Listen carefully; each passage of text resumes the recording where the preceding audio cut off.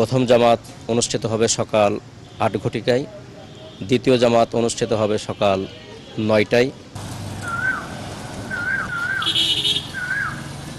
পবিত্র ঈদ উল ফিতর উপলক্ষে উৎসবের আমেজে ভাসছে যশোর।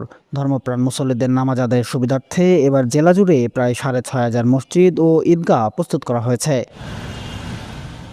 যশোর শহরের প্রধান ও বৃহত্তম ঈদের জামাত অনুষ্ঠিত হবে যশোর কেন্দ্রীয় ঈদগাহে সকাল ৮টায়। মুসল্লিদের আধিক্য বিবেচনায় এখানে দ্বিতীয় আরও একটি জামাত অনুষ্ঠিত হবে সকাল ৯টায়।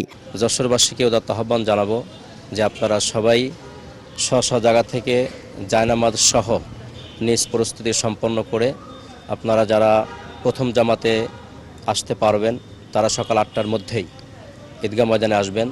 যারা পরবর্তী জামাত ৯টায় তারা ৯টার আগেই ঈদগাহ ময়দানে আসবেন।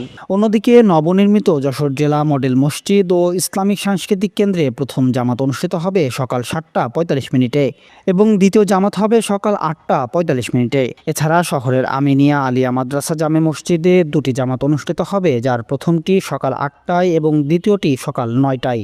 পবিত্র ঈদ উল ফিতর উপলক্ষে আমরা যশোর জেলা তথ্য অফিসের পক্ষ থেকে প্রতি বছরই আমরা ঈদের জামাতে সাউন্ড সিস্টেম সরবরাহ করে থাকি।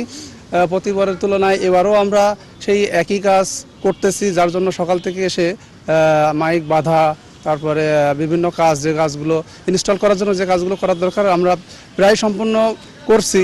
শহরের অন্যান্য গুরুত্বপূর্ণ স্থানগুলোর মধ্যে সদর উপজেলা পরিষদ জামে মসজিদ, উপশহর কেন্দ্রীয় ঈদগাহ এবং মাইকপট্টি বাইতুস সালাম জামে মসজিদে ঈদের জামাত শুরু হবে সকাল ৮টায়। এছাড়াও পুলিশ লাইন জামে মসজিদ ও কারবালা জামে মসজিদ সহ পাড়া মহল্লার অধিকাংশ ঈদগাহে সকাল ৮টার মধ্যেই জামাত সম্পন্ন করার প্রস্তুতি নেওয়া হয়েছে।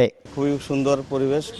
এখানে বৃষ্টির প্রতিরোধের জন্য সাইনামা টাঙানো হয়েছে, সিসি ক্যামেরা নিরাপত্তার জন্য ব্যবহার করেছে, ফ্যান টাঙানো হয়েছে। মোটামুটি আয়োজন সম্পন্ন হয়েছে, খুব ভালো লাগছে দেখে। এখনই সাজগোজ পুরো কমপ্লিট। আমরা আশা করি যদি ওয়েদার খারাপ হয় তাও আমরা মুসল্লি যারা আসবো তারা এখানে সুন্দরভাবে নামাজ আদায় করতে পারবো। মুসল্লিদের নির্বিঘ্নে নামাজ আদায়ের জন্য জেলা প্রশাসন ও পুলিশ প্রশাসনের পক্ষ থেকে বিশেষ নিরাপত্তা ব্যবস্থা নিশ্চিত করা হয়েছে। প্রতিটি বড় ঈদগাহে সামিয়ানা টাঙানো, পানি ও অজুর সুব্যবস্থা সহ সকল প্রস্তুতি ইতিমধ্যে সম্পন্ন হয়েছে। সুবর্ণভূমি ডেস্ক, যশোর।